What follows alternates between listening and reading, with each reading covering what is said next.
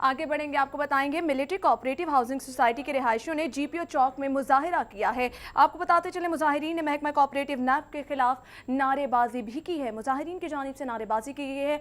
इनके मुतालबात क्या हैं ये हम जानेंगे मियां दाऊद से। कोऑपरेटिव हाउसिंग सोसाइटी के रिहायशी जो हैं उन्होंने जीपीओ चौक में मुजाहरा किया है, जिसमें उन्होंने मुतालबा किया है कि नैब को गुज़श्ता एक बरस से मिलिट्री कोऑपरेटिव सोसाइटी के प्लाटों में होने वाली अरबों रुपए की करप्शन की शिकायत जो हैं वो जमा करवा रखी हैं, लेकिन नैब जो है वो मिलिट्री कोऑपरेटिव हाउसिंग सोसाइटी में प्लाटों की करप्शन की तहकीकात नहीं कर रहा। उनका ये मुतालबा था कि महकमा कोऑपरेटिव जो है उसकी तरफ से भी मिलिट्री कोऑपरेटिव हाउसिंग सोसाइटी में प्लाटों की खुर्द की जो रिपोर्ट है वो आ चुकी है, लेकिन इसके बावजूद नैब जो है वो खामोश तमाशाई का किरदार अदा कर रहा है। इस मामले के ऊपर लाहौर हाई कोर्ट और सुप्रीम कोर्ट से भी अहकामात आ चुके हैं, लेकिन इसके बावजूद नैब जो है वो मिलिट्री कोऑपरेटिव हाउसिंग सोसाइटी में जो प्लाटों की करप्शन की गई है उसके ऊपर तहकीकात शुरू नहीं कर रहा। हमारे साथ मौजूद है मिलिट्री कोऑपरेटिव हाउसिंग सोसाइटी के रिहायशी इमरान सिंधु। उनसे जानते हैं कि मिलिट्री कोऑपरेटिव हाउसिंग सोसाइटी के क्या मुतालबात हैं, आप कब से आप लोग जो हैं वो एहतजाज करते आ रहे हैं, आपके मसाइल, आपकी जो आवाज़ है वो क्यों नहीं सुनी जा रही? हम मिलिट्री अकाउंट सोसाइटी के मेंबर और रिहायशी हैं। हमारी सोसाइटी में गुज़श्ता 15 सालों से लूट मार का बाजार गर्म है। 600 करोड़ की वहाँ पे चोरी हो चुकी है।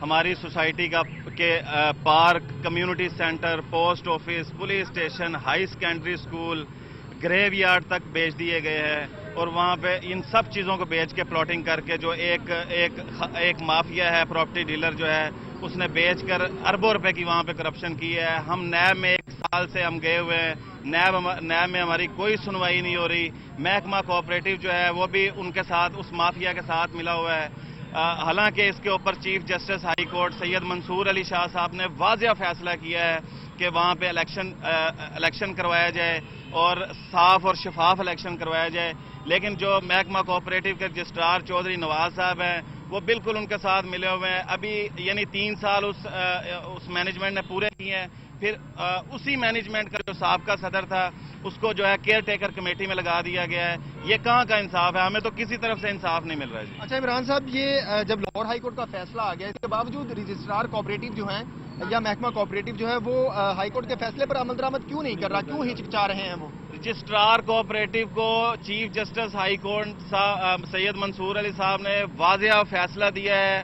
उसके बाद सुप्रीम कोर्ट ने फैसला दिया है कि इलेक्शन वहां पे साफ और शफाफ कराए जाए। जो साबका कमेटी का सदर है, अगर उसी को केयर टेकर कमेटी में लगा दिया जाएगा तो कैसे साफ और शफाफ इलेक्शन होंगे?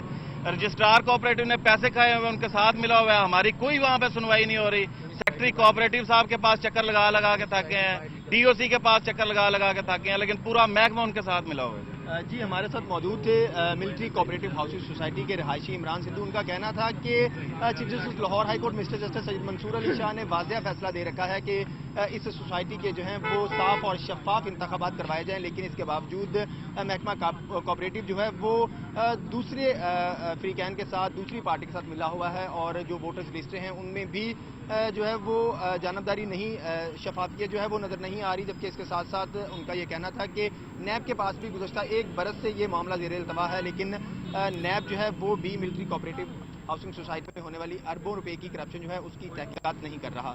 जी सही मियां दाऊद, आपका बहुत शुक्रिया तफसीलात से आगाह करने के लिए।